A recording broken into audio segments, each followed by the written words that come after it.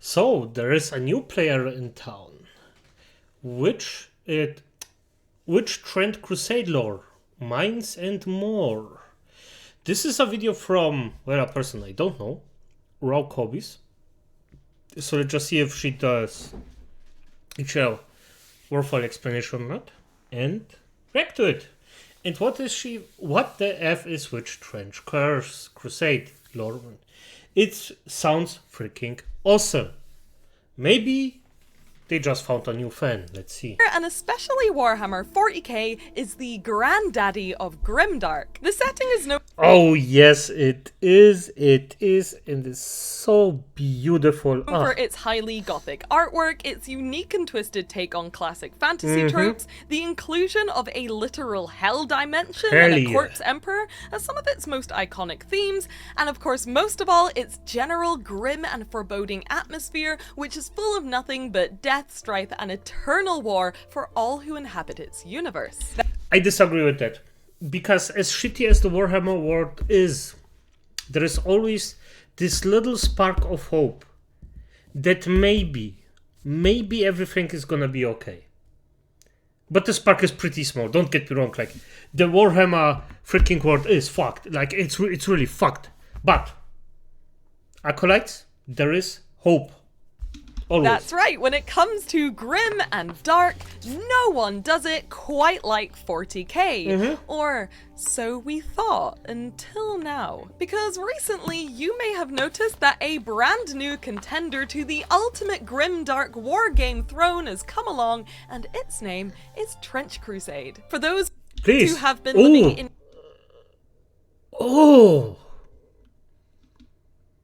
Accurate. A tiny little shoe for the last couple of months. Trench Crusade is a brand new wargame that's taken the Warhammer community and the wider internet. Let me just soak this. Oh my, this guy looks really... I mean, this guy here. Look at this stuff. Damn, he looks nice. Damn. By this guy absolute storm. It was the top Kickstarter in its category for months, and it started off with a goal of $66,666, and it ended last week with an incredible $3,331,943 raised by over 20,000 backers. Nice. So many numbers. Even the creator of Helldivers has shown interest in collaborating with Trench Crusade, and if that wasn't wild enough, then the Napoleon Dynamite, well, the actor, I guess, not the actual character Napoleon Dynamite. But anyway, Napoleon Dynamite is currently making a whole documentary on grimdark wargaming featuring Trench Crusade. And we're definitely now in the Wacky Warehouse timeline, and it's a bit weird, but if Napoleon Dynamite's making wargaming documentaries, then I don't know, I'm in. But why is I mean, for F's sake, this sounds awesome. Everyone's suddenly so hyped for this new game, and what's so special about it anyway, which made 20,000 people drop over $3 million between them just to see it come to life. I'm gonna be honest, this specific shit looks a bit off to the rest, but look at the entire thing. This looks freaking awesome. If you click this video, then maybe you're wondering the same thing, yes, and I'm glad to say that you are in the right place, because for the last couple of months, I've been secretly deep diving into all things Trench Crusade. From the lore, the artwork, the...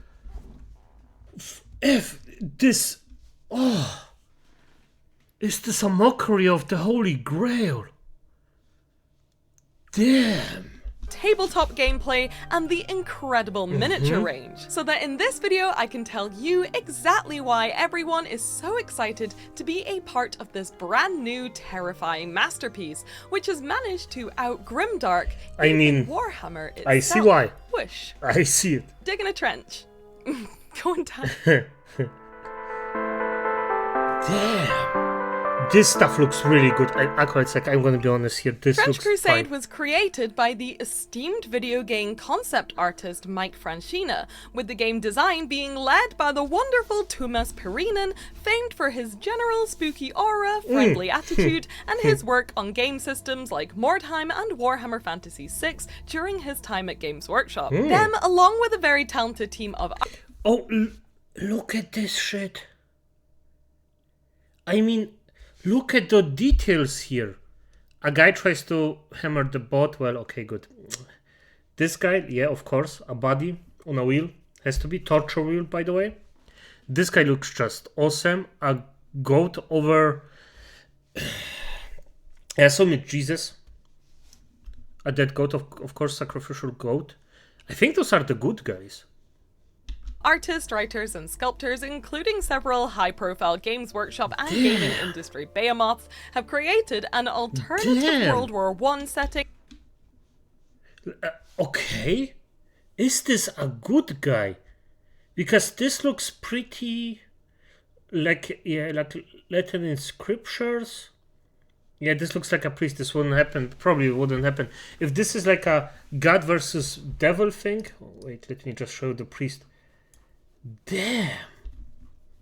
What the And fuck? tabletop game full of mud and loads of unsubtle religious imagery called Trench Crusade. The game itself is a skirmish-style war game where smaller squads of around 7 to 15 miniatures will be the focus of your rosters, rather that's than fine. 500 miniature-strong armies like we're used to in games like Warhammer. But the thing which sets this game apart from all the others, and the thing which has also set the wargaming and the Warhammer community's hearts aflame, is the setting itself. Which brings me neatly onto the first reason why I think you too should also be falling in love with Trench Crusade, and that is its lore. And I know the art, I already seen it on Twitter.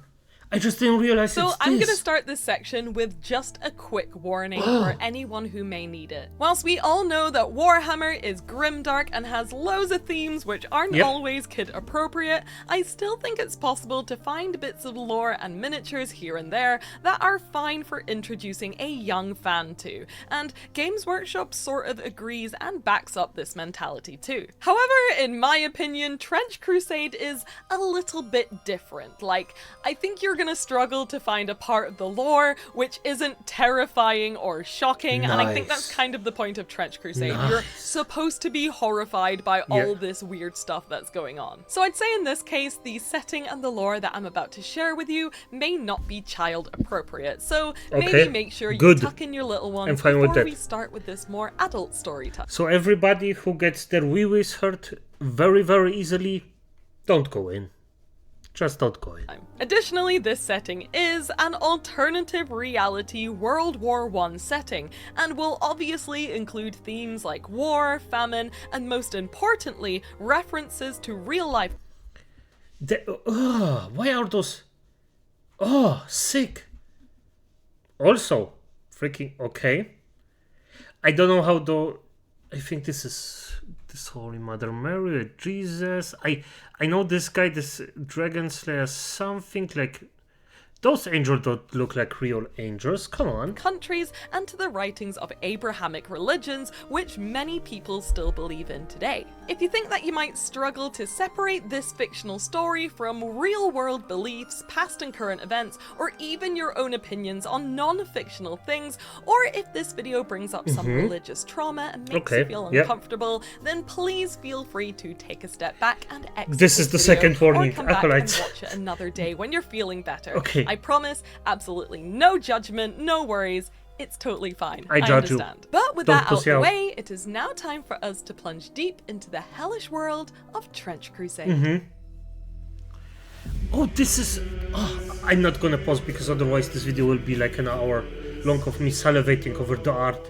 In the world of Trench Crusade, a demonic artifact was uncovered by the Knights Templar during their siege of Jerusalem Unholy in Crusade, 1099, sparking what has now become known as the First Heresy. No, Unholy Grail. I'm sorry about that. This event caused the city to transform into the literal gates of hell, from which infernal fires spew from the ground, and monstrous legions from all 7 levels of Gehenna ascend to the earth to wreak torment on humanity and the faithful. As a result of this this catastrophe, a full third of mankind fell away from the light of God and the Church and aligned themselves with the forces of Satan, plunging the world into an age of corruption and unspeakable horrors and changing the course of humanity forever. In 1346, Beelzebub unleashed the Black Grail, a wave of disease and pestilence that caused agonizing deaths which swept over the entire earth, killing all who found itself unfortunate enough to lay in its path. Even more disturbingly, the Grail disfigured and twisted the most sinful and even willing into grotesque, bloated, worm-like creatures who do not live per se,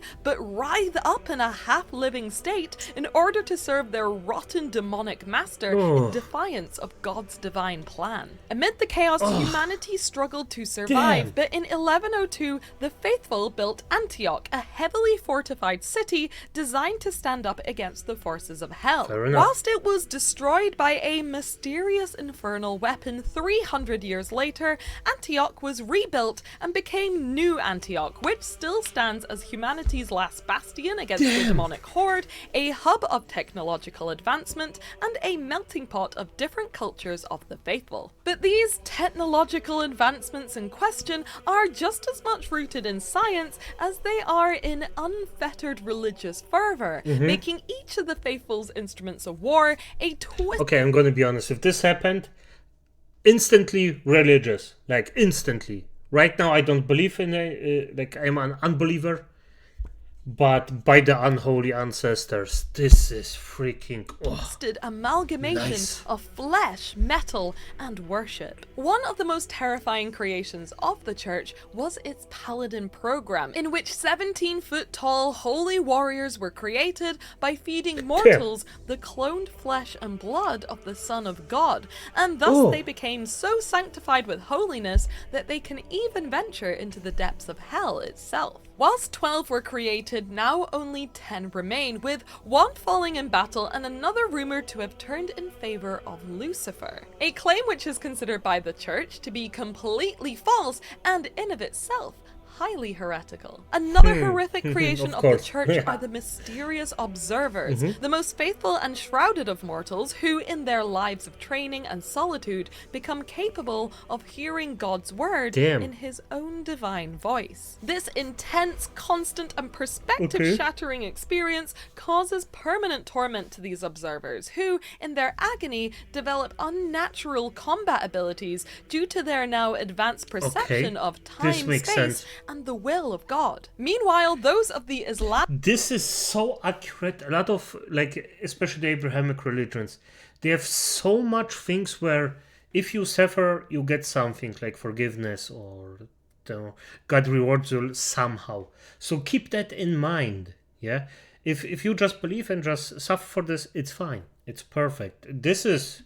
good stuff. Faith, who were forced out of Jerusalem, formed the great sultanate of the Iron Wall of the Two Horns that pierced the sky. A mighty society built on their advancements in weaponry, munitions, and alchemical experiments and the creations which come from them. Perhaps the most famous of these creations are the Lions of Jabir, and the Sultan himself is known to have 77 of these beasts in his personal guard, and they are made in their hundreds to aid the Sultanate in their war against hell. These lions, however, are not born, but rather grown and created through dangerous experiments, and the process of creating a lion is fraught with peril, often resulting in the untimely deaths of the alchemists involved. The lions, though, are not always lion-like in form or shape, and each are described as being unique masterworks of their creators. However, the unpredictability of their creation also results in some of these lions being made with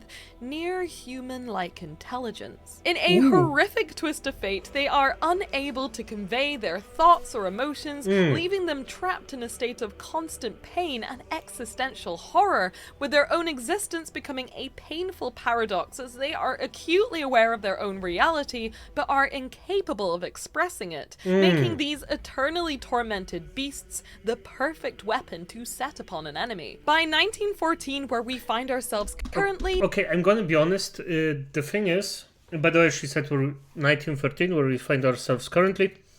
The lines, if you're a sentient being, you can communicate it even non-verbally.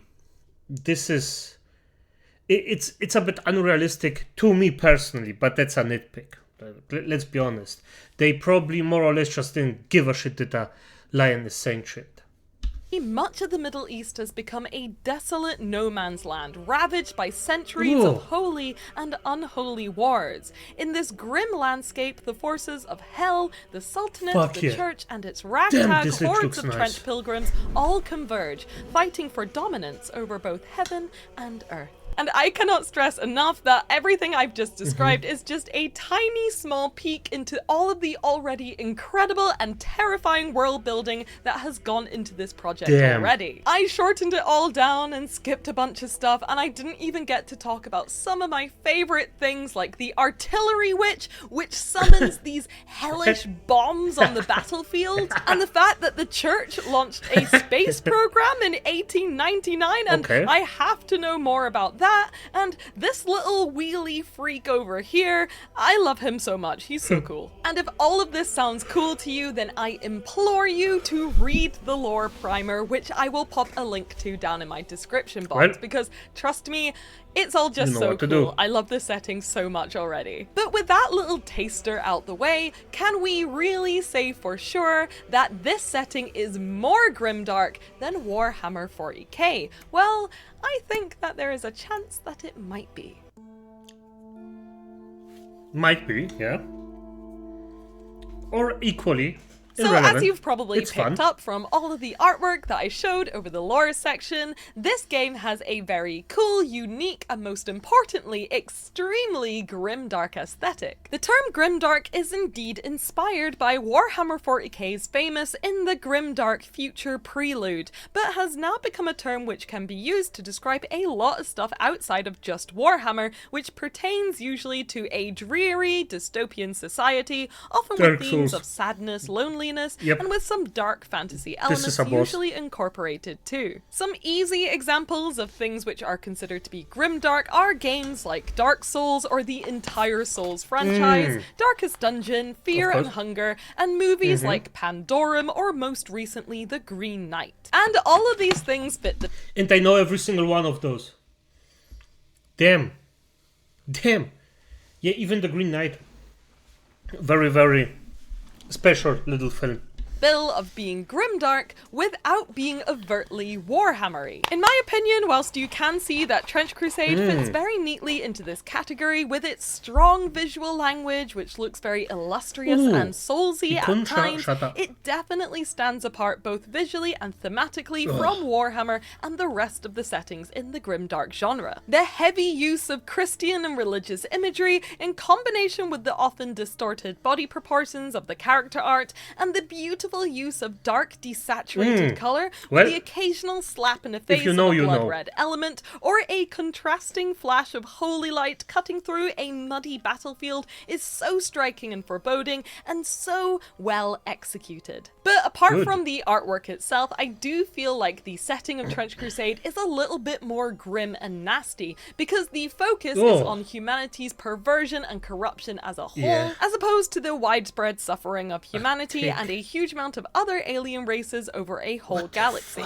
The suffering that we see in Trench Crusade is heavily rooted in religious concepts which, depending on where you grew up, are often household names. Religion is ancient and tied to very human feelings like fear of the unknown, a desire for divine love, or just hope for something beyond death. And I think it's this which makes the horror in Trench Crusade feel a lot more shocking, universal, and timeless. It's kind of hard to describe, but there's something so captivating about humanity's faith being tested. If you see this, you know what this is. This is just special. This is just one of a kind, at least for now. By unimaginable horrors in our own timeline, or the idea of God existing during World War I, and that the church can grant immense holy powers which actually exist to those who have consumed the cloned flesh of his son. It's shocking, yes, but more so I find it just deeply intriguing, and the entire setting, like I said, has just got me absolutely hooked and desperate to find out more about this twisted take on the course of mankind. The miniatures, okay, oof. Ooh, it's... Okay. Give me a second here. The fuck? Is this implying that this creature actually cut its own head off? Is this an implication for that? Damn. Now that you know a little bit more about what Trench Crusade is and its general vibe and aesthetic, let's take a little look at my personal favourite part of any wargame, the miniature range. The current Trench Crusade miniature range has 6 incredible warbands which you can choose from, each covering a region or religion which we've read of in the lore. Firstly, we have the Heretic Legions, the warband which includes many of the wretched humans who fell to the whims of the devil himself and became twisted perversions of God's intent. This warband also includes some other larger abominations too, like the hulking Sin Eater and the menacing Warwolf. This set of miniatures is one of my favorites though, because it includes 2 of my absolute favorites from the lore and the artwork, which is a chorister who sings unholy hymns until the ears of the faithful burst and bleed, and of course the absolutely iconic Artillery Witch. The Court of the Seven-Headed Serpent seems to focus not so much on the fallen of humanity as it does the actual spawn of Lucifer himself, fresh out of hell. If you're a fan of Chaos and 40k or the Dark Souls franchise in general, then this is definitely going to be the warband for you. This set boasts some absolutely huge and outrageously designed demon miniatures, including this Praetor, Sorcerer, and this awesome desecrated saint who is absolutely terrifying. I mean, look at him. He is just so freaky and I absolutely love it. The final way that you can pledge your own allegiance to the forces of hell is with the Black Grail itself, which hosts the festering followers of the High Lord Beelzebub. This warband is so cool and also absolutely disgusting. Like, imagine Nurgle but amped up to 11 with no Nurglings or funny little faces to make everything okay. My particular favorite in this set though has to be the Plague Knight, because there's something so stoic and almost pretty about him, which really juxtaposes all the other grossness in this warband. I mean, this guy has way more feminine energy, or at least style, than, well, some female thingy-bobs, main actresses, films, in games, main characters, like, you know what I mean. There is some grace to it just standing there. That, I don't know, it just looks like it. And in such a perfect and creepy way. Moving away from the forces of hell now with another one of my personal favorite warbands, the Iron Sultanate. As someone who is a huge fan of Mesopotamian and Sumerian mythology and all the awesome aesthetics which go along with it, this is such a great and well-designed warband to see. Having read into the Iron Sultanate's lore, I'm delighted that some of the most standout elements have passed down into its miniature range, particularly the Jabirian Alchemist and their horrific lions look so cool here in miniature form, and the Yubazi Captain and their utterly disturbing harpy pet as well is definitely making this warband one of my absolute favorites out of the whole lot. On the side of the church, of course, we have the denizens of New Antioch, who demonstrate the perfect mix of holy prowess and the power of a good old-fashioned bolt-action rifle and a trench coat. I love this. Since New Antioch is known for its higher levels of innovation in technology and the use of the church's latest inventions, in this warband we can see some heavy mechanized infantry units fighting alongside the church's ecclesiarchy, who all have 6 snipers, by the way. Like, hell yeah, old man. Wait, I mean, God wills it. I mean, yeah, definitively God wills it with a blind guy shooting a sniper. Yeah, definitively God wills it.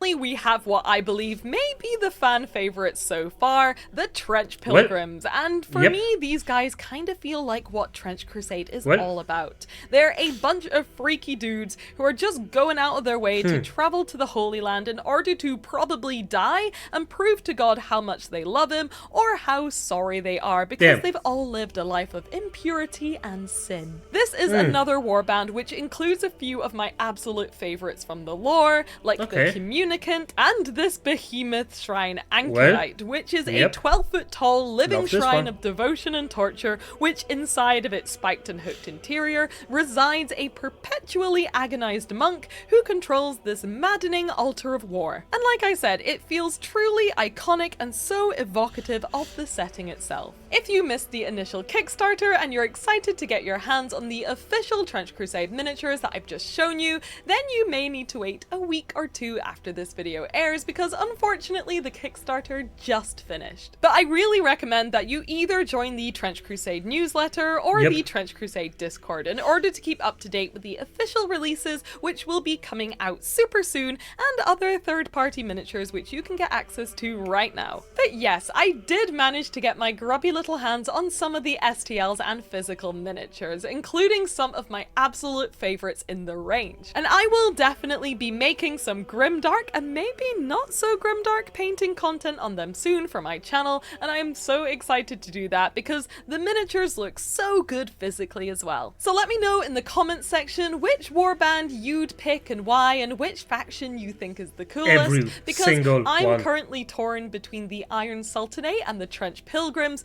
but the Artillery Witch is definitely my favorite single miniature, of course. But what makes the Trench Crusade miniature range so cool in my opinion is the fact that it is totally open to creativity, and it actively encourages 3D printing, kit bashing, converting, and even miniatures being made for the system by other creatives and studios via their third-party licensing plans. This is a really refreshing take on how to grow a product and a system using a community which is already brimming with creativity and talent, and I cannot wait to see how this plans out in the future, because I can already tell that this freedom of creativity is gonna produce some absolutely awesome miniatures. I agree with her. This will... you can... By the way, they can make so much... Just give me a second. It's... The fact of the matter is, people are creative. At the end of the day, if you give them like some kind of payout for producing miniatures for your creative team that they wouldn't even think about, and let it be just a niche, let it be just that it's a small group, like 10% of the player base that actually likes specifically this figure, they will fucking love it. You have 10% more people that will stay in your game just because some other guy is happy to design something for you for a probably small amount. I don't know how this works, or just even give it for free. I mean, for fuck's sake, I wouldn't even be surprised there. And after that, you just make a good product. That's all. That's all.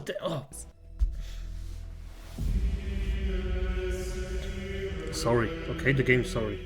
Whilst I've not played a game of Trench Crusade yet, the mechanics of the game seem to reflect trench warfare pretty accurately, with the focus being on smaller skirmish-type groups engaging in war in the middle of a board full of obstacles and terrain. And I'm personally someone who really loves a smaller warband skirmish type of game because it feels way less daunting and far more achievable for us as dedicated hobbyists. You can focus on customizing and painting an incredible small group of minis rather than stressing over finishing an entire army of 500 miniatures, and I think this can really emphasize the personal connection between you and your miniatures as them being your guys, which is super important in my opinion. On top of that, the ability to start a warband and then finish it really quickly is absolutely perfect for a brand new game system, because it means that communities can pop up really quickly where people have already completed warbands that they are ready to play with. The game itself has a bunch of familiar elements of skirmish-style wargames which you should recognize from classic TTRPGs,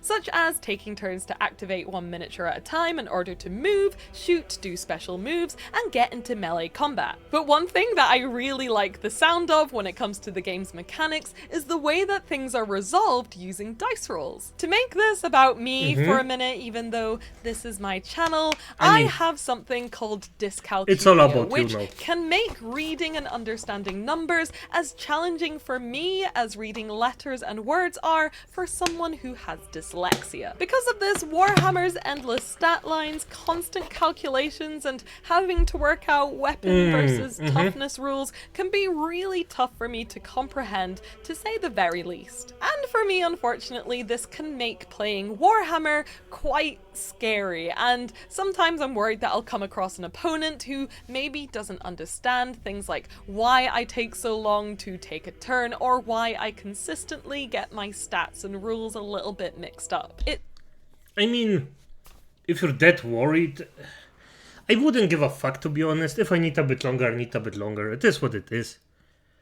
Like, honestly, I don't know how old she is. I'm gonna call her the young one. And I know it sounds way easier than it is, but you can actually do something slower than someone else, or need a bit longer, and still have the amount of self-respect, like someone who actually knows his shit 100% and can make it in 3 seconds. Just don't give a fuck. If somebody is toxic, you can just say, shut up, I need a bit longer. If you don't like it, piss off. Simple as that. At least that's how I think. Like, at the end of the day, if I start something like this, and I played Warhammer for a few times, it was with a friend that actually had the miniatures. I played specifically Skaven and Wood Elves. And I'm gonna be honest, I needed a bit longer. I told him, okay, good. Okay, he specifically knew, but he had, like, we were in a Games Workshop shop at this point. Yes, I'm old. And the thing is, yeah, there was like 2 people that actually didn't like it that I needed a bit longer, but I just told them, hey, I told you I need a bit longer. If you don't like it, fuck off. Simple as that. And people actually liked me for that. Just a tip here. It sucks. It's really not fun. In Trench Crusade, from what I can tell, all or most actions are resolved using just 2d6 on a simple action success chart, with a result of a 2 to 6 indicating failure, 7 to 11 being a success, and a 12 plus being a critical success. Nice. And damage being ranked from minor hit to out of action in a similar way, with another roll of a 2d6. Other modifiers such as risky moves and of course your own character / warbands buffs or debuffs will obviously alter the rolls either positively or negatively using plus dice or negative dice. But the basics are simple. That's actually quite good. I know how the systems works in reality, but I would miss the morality system though. But hey, why not? Sounds simple enough. So, but at its core, the system genuinely doesn't look scary to me, and that's a really good sign. And I think it could be fun for both new starts in TTRPGs and also seasoned players as well. On top of that, as a quick aside, the rules all exist online as a kind of living rulebook and are completely free, and will always be free for anyone to access at any time. So you can start planning your warband and strategies with your friends right now. And again, another super great move, which just makes Trench Crusade feel even more accessible to its community and even people who might just want to give it a go. Which brings me on to the final reason why I think you should get into Trench Crusade today, which is the lovely community which has already grown around it. Ooh, a good community. Okay. Well, it's a small community, so yes, of course, it's gonna be between the incredible and engaging lore and artwork, the free rule set, and the fact that the miniatures are both incredible and come with near complete creative freedoms,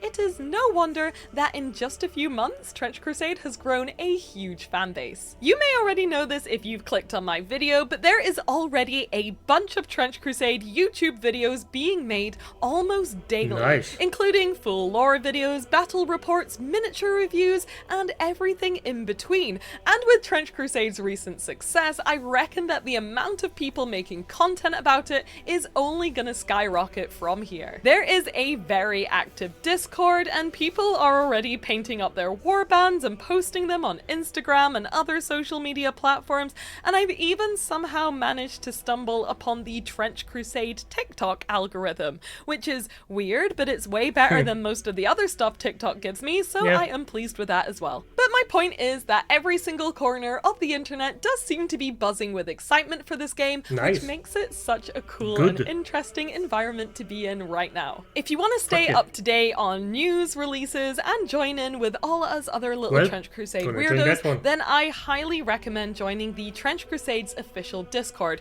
which I will pop an invite link to in my description box, because it's just a great place to be, where now hundreds of people are sharing their list ideas, miniatures, and are generally just chatting and speculating about the lore and the setting too. So hopefully I will see you guys there, because I too am so excited to dive into this setting and to see what the community that I know and love can produce when given the opportunity to unleash their ultimate grimdark selves. But for now, I'm afraid that is all we have Damn. time for. As usual, thank you so much for watching this video. I hope you enjoyed it.